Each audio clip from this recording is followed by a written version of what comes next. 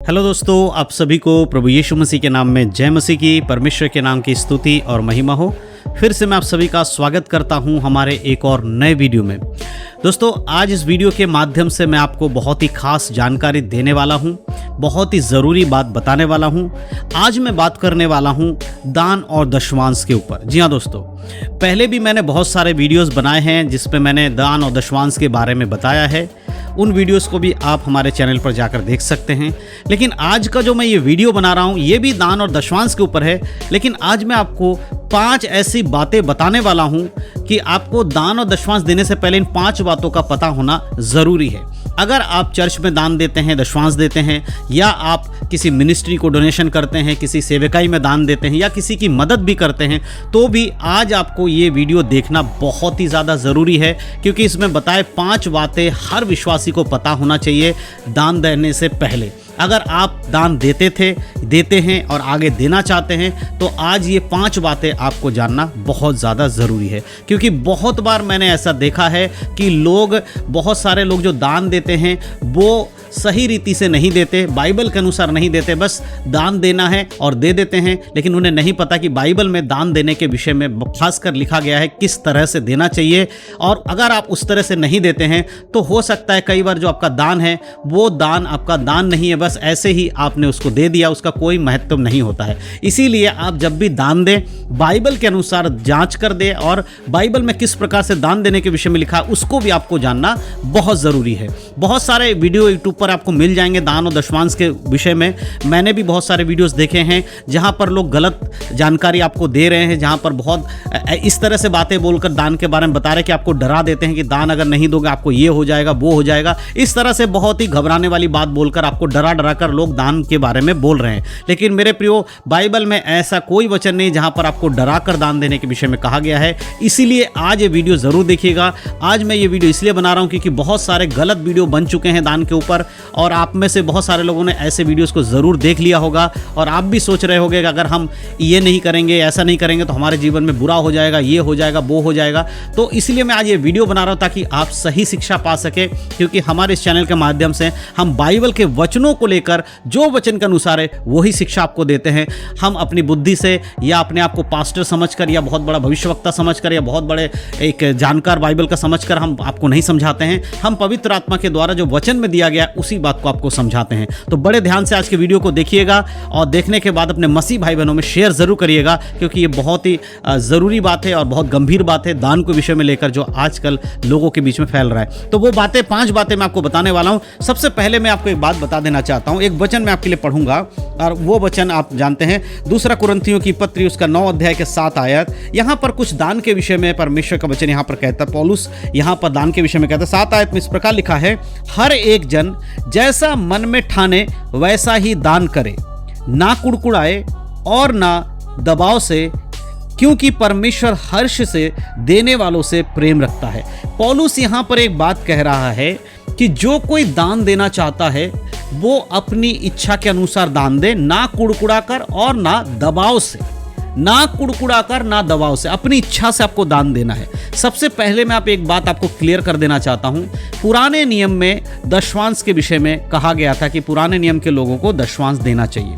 नए नियम में दशमांश देने के विषय में नहीं कहा गया। जी हाँ दोस्तों, ध्यान से सुनिएगा। आपने बहुत बार दान दशमांश के ऊपर वीडियो देखा होगा और आपसे कहा होगा कि आप अपना दशमांश चर्च में दीजिए, ये करिए, वो करिए।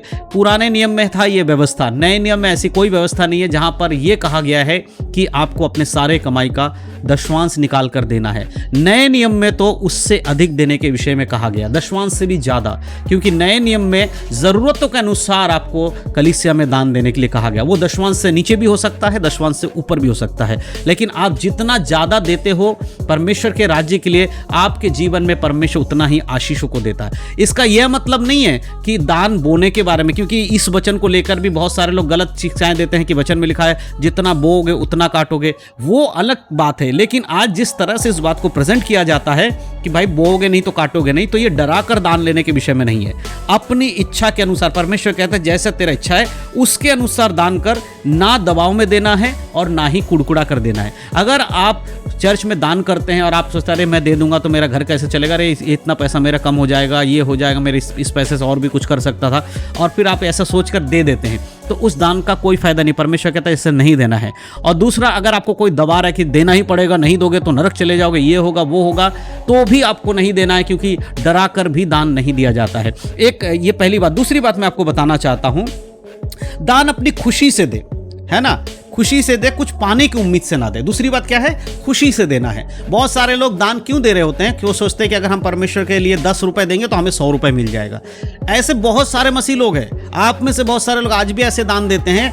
आप जब दान देने चर्च में जाते हैं या कहीं पे भी आप किसी की मदद भी करो तो आप ये सोचते हैं अगर हम ऐसा करेंगे, परमेश्वर ने कहा दान देने के लिए, तो परमेश्वर कहता है तुम्हें 70 गुना नहीं, 60 70 नहीं, 100 गुना वापस लौटा कर दूंगा। वचन में लिखा है वो 30 गुना प्रतिफल देता है, 100 गुना 60 गुना प्रतिफल और 100 गुना भी लौटा कर देता है। ऐसा नहीं है, ऐसा सोचकर अगर आप दान देते हैं उसका भी कोई महत्व नहीं। इसलिए दान आप, पहली बात तो कुड़कुड़ा के नहीं देना, दूसरी बात कि आप कुछ पाने की उम्मीद लेकर कि अगर मैं दान दे रहा हूं तो मुझे वापस भी मिलेगा, ये सोचकर अगर आप देते हैं तो फिर वो दान नहीं है, फिर तो आप एक बिजनेस कर रहे हैं ना, आप कहीं पे इन्वेस्टमेंट कर रहे हैं, अपने पैसे को कहीं लगा रहे हैं कि भाई अपना पैसा डालूंगा तो मिल जाएगा। तो उससे अच्छा आप किसी बिजनेस में पैसा लगा दीजिए, वो डबल हो जाएगा। अगर ये सोचकर आप चर्च में देते हैं तो उससे आपका कोई फायदा नहीं है। तो इसीलिए आप जब भी दान करें, निस्वार्थ करें, उसका स्वार्थ अपने ऊपर ना रखें।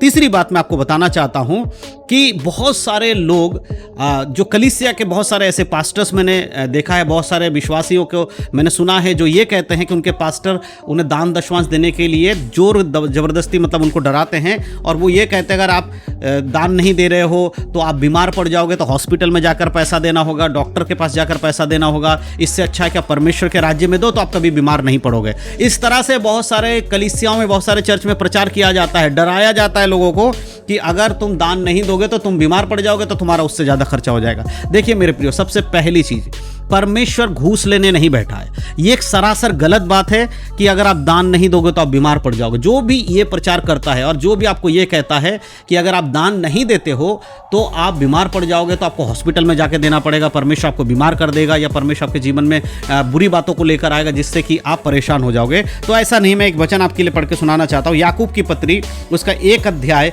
उसका 13 और 14 आयत को मैं आपके लिए पढ़ूंगा। देखिए यहाँ पर क्या लिखा है। यहाँ लिखा है, जब किसी की परीक्षा हो तो वो ये ना कहे कि मेरी परीक्षा परमेश्वर की ओर से होती है, क्योंकि ना तो बुरी बातों से परमेश्वर की परीक्षा हो सकती है और ना वो किसी की परीक्षा आप करता है। परमेश्वर किसी की परीक्षा बुरी बातों से नहीं करता। तो इसका मतलब ये नहीं कि अगर कोई दान दशमांश नहीं दे रहा है तो वो उसके जीवन में बीमारी आ जाएगी। अगर कोई देना नहीं चाह रहा है और अगर पास्टर कहेगा नहीं दोगे तो तुम बीमार पड़ जाओगे, फिर डॉक्टर के पास जाओगे, ये बेकार की बात है। परमेश्वर किसी को बीमार नहीं कर रहा है, लेकिन बीमार लोग क्यों होते हैं, क्यों परेशानी आती है, उसके बारे में भी लिखा। अगर हम उसके 14 आयत को पढ़ते हैं तो वहां पर भी देखिए लिखा, 14 में लिखा है, परंतु प्रत्येक व्यक्ति अपनी ही अभिलाषा से खिंचकर और फंसकर परीक्षा में पड़ता है। अपनी ही अभिलाषाओं से बीमार होता है लोग, व्यक्ति या पाप करता है या जो भी काम करता है, खुद ही शारीरिक दिक्कतों के कारण बीमार होता है। कोई परमेश्वर उसको बीमार करने नहीं आ रहा है कि आपने दान नहीं दिया तो परमेश्वर आपको बीमार कर दे रहा है। तो ये जो तीसरी बात है कि लोगों को डरा कर दान दिया जाता है, तो अगर ऐसा करेंगे तो ये दबाव में दान देना हुआ ना। तो ऐसे दान नहीं देना, अपनी इच्छा से, अपनी श्रद्धा से जो आपको परमेश्वर ने दिया है वो परमेश्वर को आप परमेश्वर के राज्य के लिए दीजिए। चौथी बात जो मैं कहता हूँ, गुप्त में दान हमेशा गुप्त में देना चाहिए। दान किसी को दिखाने के लिए नहीं होता कि भाई सबके सामने ढिंडोरा पीटा जा रहा, मैंने दान दे दिया, ऐसा नहीं है। इसके लिए मैं आपको एक वचन पढ़ के सुनाना चाहता हूँ, मत्ती रचित सुसमाचार उसका 6 अध्याय और उसका 2 वचन से लेकर मैं पढ़ूंगा। यहाँ पर देखिए क्या लिखा है। यहाँ लिखा है, इसलिए जब तू दान करे तो अपने आगे तुरही ना बजवा, जैसे कपटी सभाओं और गलियों में करते हैं, ताकि लोग उनकी बड़ाई करे। मैं तुमसे सच कहता हूं कि वे अपना प्रतिफल पा चुके। यहाँ प्रभु क्या कह रहा है कि जब तू दान करे तो किसी को पता तक नहीं लगना चाहिए, क्योंकि जो कपटी होते हैं वो दान देकर अपने आगे तुरही बजवाते, लोगों को बताते कि हमने दान दिया। तो जब भी आप कलीसिया में दान देते हैं अब कोशिश करिए कि गुप्त में दान दें। अगर पास्टर को पता लग रहा है तो कोई दिक्कत नहीं, लेकिन सब लोगों कलीसिया में मत बताए कि मैंने इतना दान कर दिया है, मैंने ये दान किया है, मैंने इसकी मदद की है, मैंने उसकी मदद की है। तो ये बातें भी आपको ध्यान रखने की जरूरत है कि आपको ऐसा नहीं करना। आपका दान गुप्त में होना चाहिए। जब आप गुप्त में दान देंगे तो परमेश्वर आपको गुप्त में प्रतिफल भी देंगे। और अगर आखिरी बात मैं आपको बताना चाहता हूं, 5वीं जो बात है, दान देने से पहले एक बात आपको जान लेने की जरूरत है कि चर्च में दान देना जरूरी है कि नहीं। ये बहुत सारे लोगों का सवाल रहता है कि चर्च में ही दान देना चाहिए या फिर हम किसी गरीब की मदद करें, उन पैसों से, या किसी और को हम हेल्प कर दें। हमें चर्च में नहीं देना मन कर रहा है तो हम चर्च में नहीं देंगे, हम जाकर किसी गरीब को खाना खिला देंगे या उसकी मदद कर देंगे। तो क्या ये सही है? देखिए मेरे प्रिय, मैं एक बात आपको बता देना चाहता हूँ, चर्च में दान देना ज़रूरी है, अनिवार्य है। अनिवार्य क्यों कह रहा हूँ, उसका भी कारण है। हम सभी लोग जानते हैं कि प्रभु की सेवा करने वाले जो परमेश्वर के दास लोग होते हैं, जो सेवा करते हैं, पास्टर्स होते हैं, वो प्रभु की सेवा में अपना जीवन बिताते हैं। उनका कोई जॉब नहीं करते, वो ना कोई बिजनेस चलाते, वो परमेश्वर की सेवा ही में ही है। और वचन में लिखा है कि जो परमेश्वर की सेवा करता है वो परमेश्वर के दिए हुए चीज़ों के द्वारा अपने घर को भी चलाए। तो एक कलीसिया के विश्वासी होने के नाते हम सबका कर्तव्य है कि हम अपने चर्च में, अपने कलीसिया में दान दें, ताकि उस चर्च के जो पास्टर हैं उनके परिवार की ज़रूरतों को भी पूरा किया जा सके। हमारे दिए हुए, आपके दिए हुए दान से ही पास्टर का परिवार खाना खाए, उसके बच्चे होंगे, वो बच्चों को पढ़ाए, उनके कपड़े पहनना, कपड़े पहने, ये सारे खर्चा किसको उठाना चाहिए? कलीसिया के विश्वासियों को। तो इसीलिए चर्च में दान देना मैंडेटरी है। और अब रही दूसरी बात कि आप दूसरों की मदद करेंगे, तो उसके बाद अगर आप किसी की मदद करना चाहते हैं तो आप ज़रूर करिए, वो परमेश्वर के नज़र में एक भला काम है। आप कलीसिया के अंदर ज़रूर दान दें, और अगर अलग से भी आप लोगों की मदद करना चाहते हैं तो ज़रूर करें। बाइबल भी कहती है कि हमें दूसरों की मदद करना चाहिए। तो इसीलिए ये बात अपने दिमाग में से निकाल दीजिए कि चर्च में दान देना नहीं चाहिए तो उसको लेकर हम किसी गरीब की मदद कर दें।